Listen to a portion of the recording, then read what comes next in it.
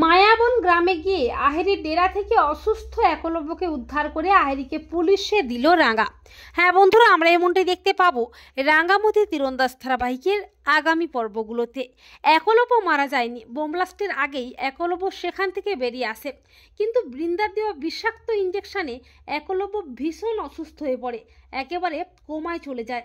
আর আহেরি এই সুযোগটাকে কাজে লাগিয়ে অসুস্থ একলব্যকে নিয়ে কলকাতা থেকে 200 মাইল দূরে মায়াবন নামক একটা গ্রামে চলে আসে।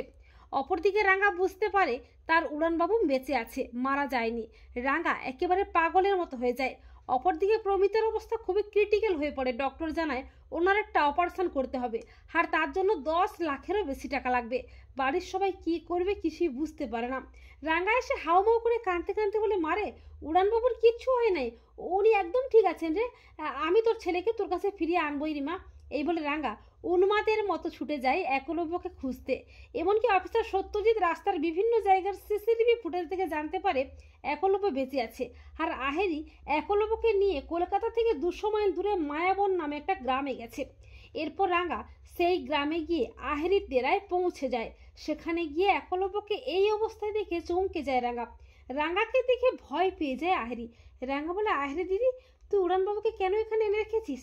তোকে আমি শেষ করে ফেলবো। তুই উড়ানবাবুর এত বড় ক্ষতিটা করতে পারলি, তোর আজ নিস্তার নেই।